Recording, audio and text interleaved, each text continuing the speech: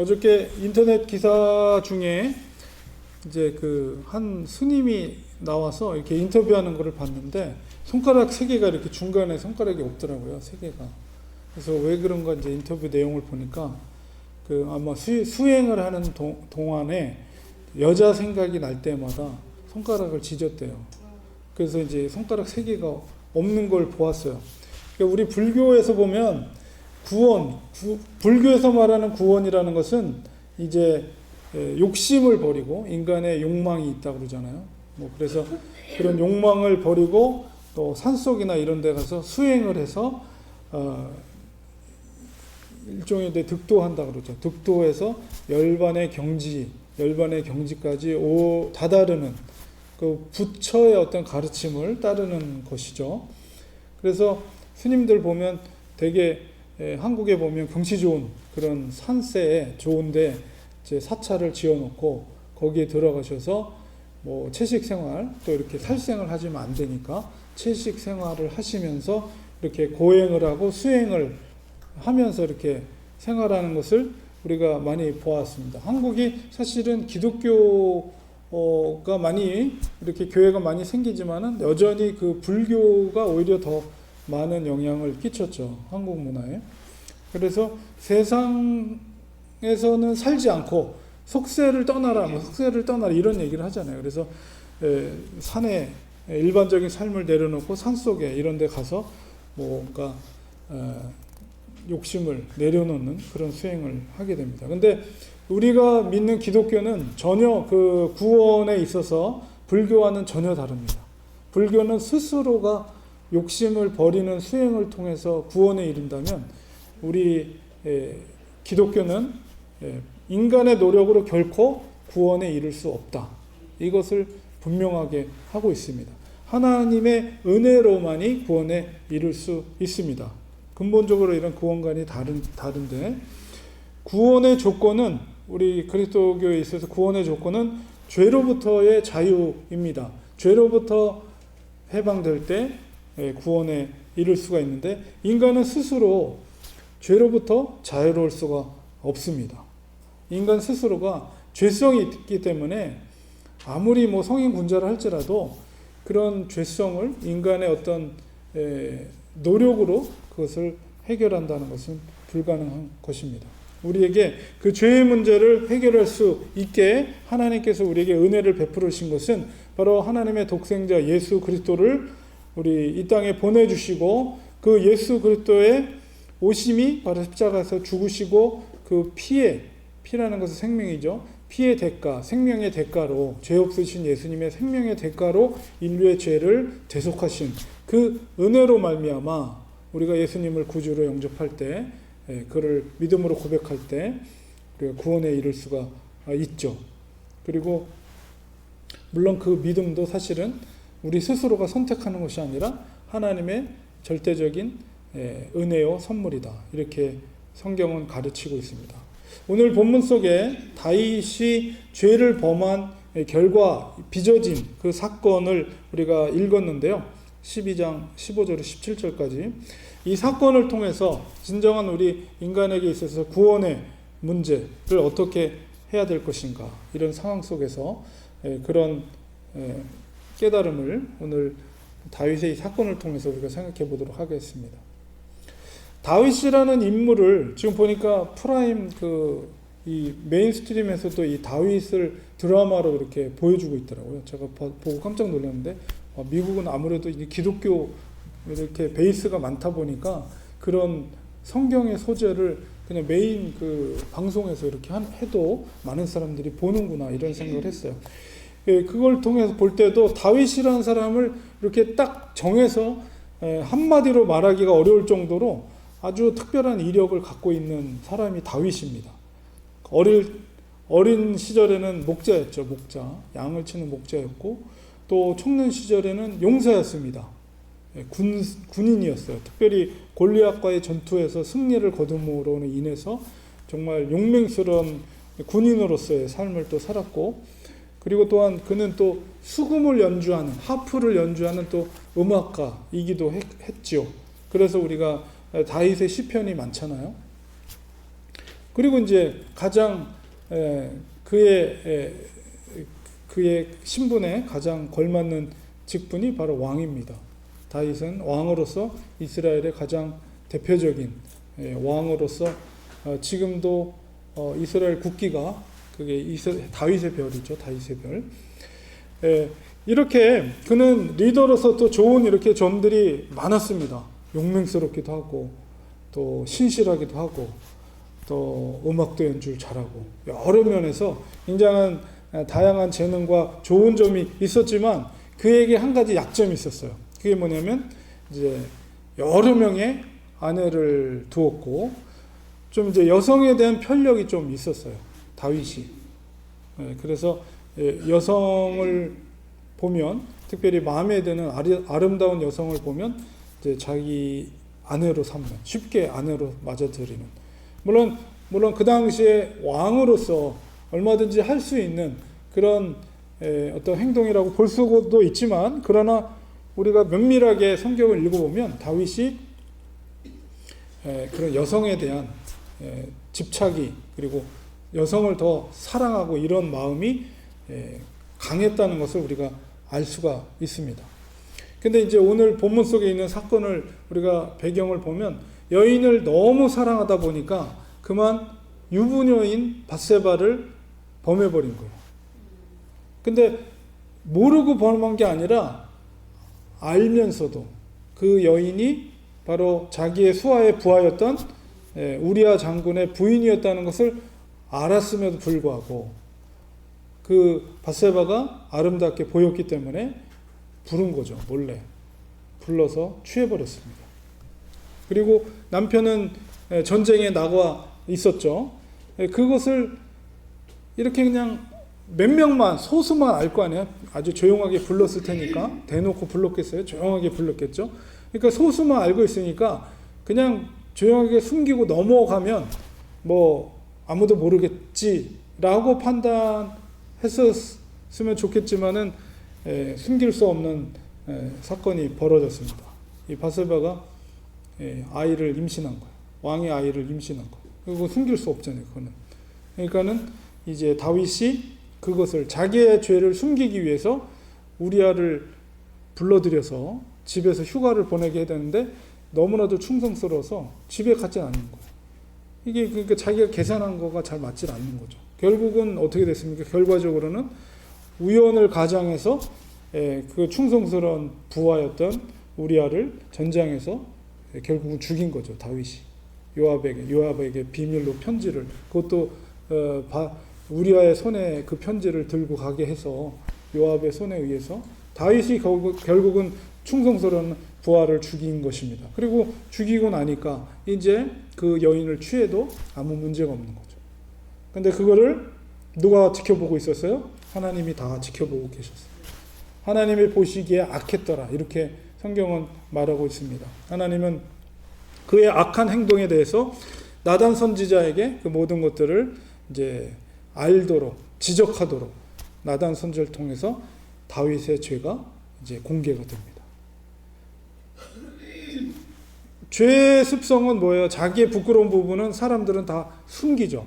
심지어는 그거를 거짓말을 하거나 이런 식으로 해서 계속 숨기는데, 완전히 공개적으로 나단 선지자에 의해서 그게 밝혀지게 됐어요. 이럴 때 일반적인 왕이라면 그거 쉽지 않죠. 자기의 죄를 인정한다는 것이. 아마도 그 죄를 밝힌 나단 선지자를 어떻게 해코지했을 거예요. 그러나 다윗은 그래도 신실한 사람이었습니다. 그렇게 나단 선지자를 통해서 죄가 공개적으로 오픈이 됐는데 그 자리에서 바로 그냥 즉각적으로 나단 선지자의 그 지적을 받고 자기의 죄를 인정하고 회개를 하였습니다. 그때 그 심정을 시편 51편에서 우리가 잘 알 수가 있죠. 시편 51편 보면 1, 2, 3절에 하나님이요, 이 시편 51편이 나단 선지자가 다윗에게 그 죄를 지적하고 공개했을 때 그때 지은 시거든요. 하나님이여, 주의 인자를 따라 내게 은혜를 베푸시며 주의 많은 긍휼을 따라 내 죄악을 지워 주소서. 나의 죄악을 맑게 씻으시며 나의 죄를 깨끗이 제하소서. 무릇 나는 내 죄가를 아오니 내 죄가 항상 내 앞에 있나이다 하면서 정말 철저하게 엎드려 하나님 앞에 눈물을 흘리며 그가 회개를 하였습니다. 인간의 근본적인 이 성품은 이 탐욕적이에요. 탐욕적인 게 있어요. 우리에게 있는 욕심이 있잖아요. 음식에 대한 식욕이라든가 성욕이라든가 물질욕이라든가 재산욕이라든가 자리를 욕심을 탐하는 것, 이런 근본적인 욕심들이 있습니다. 다윗은 무엇보다도 그 탐욕 중에서도 이 성적인 욕망에 사로잡혀서 바세바가 유부녀인 줄도 알면서도 그거를 취했죠. 다윗은 그러나 믿음의 사람이었습니다. 사울왕이 10년 동안 자기를 잡아 죽이려고 쫓아다닐 때 2번이나 사울왕을 죽일 수 있는 기회가 있었을 때 죽이지 않았어요. 왜 그러냐면 하나님의 기름 부음 받은 종을 내가 사사로이 아무리 이런 기회가 주어진다 해도 죽일 수 없다.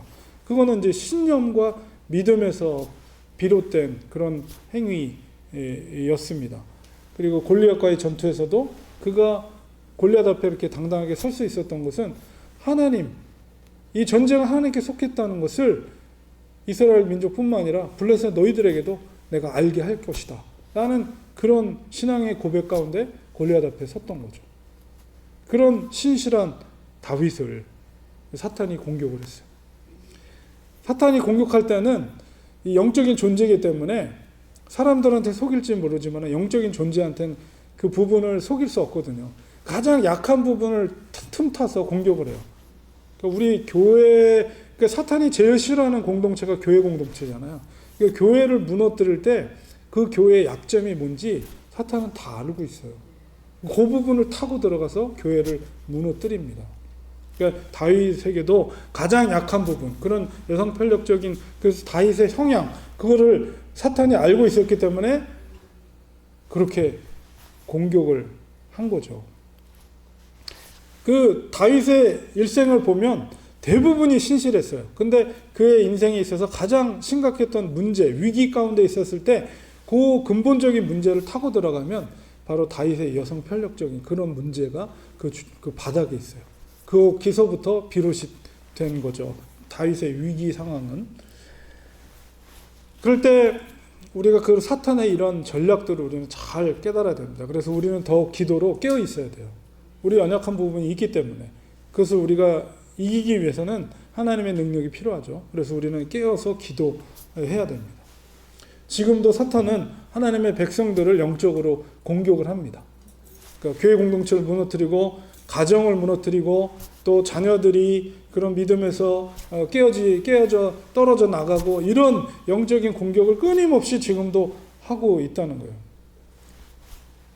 우리가 영적인 승리라는 것은 그런 사탄의 공격이 있을 때 그것을 이기는 것도 영적인 승리지만은 이제 우리가 넘어졌을 때 우리가 연약하기 때문에 때로는 넘어지거든요.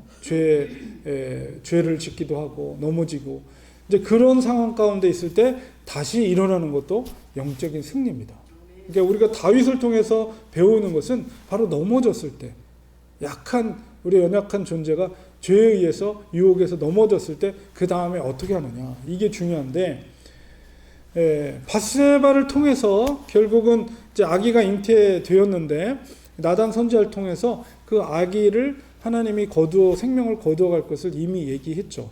그래서 다윗은 그 생명이 이제 병에 걸렸잖아요. 지금 아기가 죽을 병에 걸려서 앓고 있는 상황 속에서 다윗은 엎드려 금식하며 밤새도록 하나님 앞에 기도를 했죠. 그 아이를 위해서, 그 생명을 위해서. 다윗이 오늘 이거 말씀해 보면 다윗이 그 아이를 위하여 하나님께 간구하되 다윗이 금식하고 안에 들어가서 밤새도록 땅에 엎드렸으니 그 집의 늙은 자들이 그러니까 원로들이 그 곁에 서서 다윗을 땅에서 일으키려 하되 왕이 듣지 아니하고 여러분 계속 엎드려 있어봐요. 되게 무릎도 아프고 얼마나 힘들겠어요.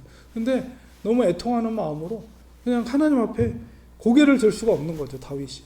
그러니까 이 아이가 아픈 동안에 그 아이의 생명을 위해서, 그리고 자기의 죄로, 그러니까 그 아이가 지금 뭐가 죄가 있겠어요? 자기의 죄로 말미암아 다 이런 일이 생긴 거잖아요. 그러니까 그거에 대한 책임감과 하나님 앞에서의 죄성. 그러니까 그 시간에는 뭐 원로가 옆에서 어른들이 이렇게 세워서 음식을 주려고 해도 다윗은 그걸 다 거부하고 하나님 앞에 부복하고 엎드려서 기도를 하는 거죠. 그래서 시편 51편에 우리 이어지는 말씀 9절, 10절, 11절에 보면 이렇게 고백합니다. 주의 얼굴을 내 죄에서 돌이키시고 내 모든 죄악을 지워 주소서. 하나님이여 내 속에 정한 마음을, 정한이라는 것은 깨끗한 마음을 창조하시고 내 안에 정직한 영을 새롭게 하소서. 나를 주 앞에서 쫓아내지 마시며 주의 성령을 내게서 거두지 마소서. 아마 밤새 엎드리면서 아마 이 가사의, 이 시편의 고백처럼 그런 간절한 마음으로 하나님 앞에 다윗은 간절히 기도했습니다. 그 침상이 눈물바다가 될 정도로 참회의 기도를 올렸습니다. 하나님은 그를 용서해 주셨어요. 큰 죄악 가운데서 하나님은 그의 간절한 회개를 들으시고 건져 주셨습니다. 물론 그 아이는 생명을 거둬 가셨죠. 그리고 그 죄의 결과로 어떻게 됐습니까? 그 이후에 그의 아들 압살롬을 통해서 큰 곤욕을 치르게 되었지만 그것도 역시 하나님이 채찍을 들어서 그 죄에 대한 그 아픔을 하나님께서 그렇게 죄의 결과로 그런 고통을 당하게 될 때에 다윗은 그것이 나의 죄로 말미암음을 깨닫고 그것을 달게 받았어요. 그러니까 하나님이 그를 그래도 용서해 주신 것이죠. 우리가 다윗으로부터 본받아야 할 점은 바로 이러한 회개의 자세입니다. 사람은 누구나가 믿음의 삶에서 실패할 수 있습니다. 그럴 때 우리가 어떤 자세를 가져야 할 것인가, 그것을 우리가 다윗을 통해서 배우게 됩니다. 그는 그의 죄가 공개적으로 드러나는 것을 두려워한 것이 아니라 부끄러운 죄가 드러나더라도 그의 눈은 어디를 향하고 있는 거예요? 하나님께로 향하고 있고, 하나님 앞에 내가 득죄했습니다.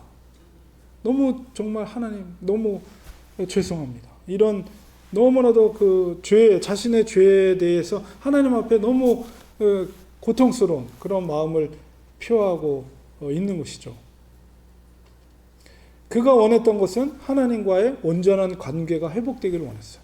그러기 위해서는 자기에게 있는 이런 더러운 죄가 씻겨지지 않으면 안 되는 거였죠. 그래서 그 죄를 씻을 수 있는 분은 오직 하나님의 은혜가 아니고서는 안 된다는 것을 알고 있었기 때문에 하나님 앞에 자기의 죄를 용서를 구하고 하나님의 은혜를 구한 것이었습니다.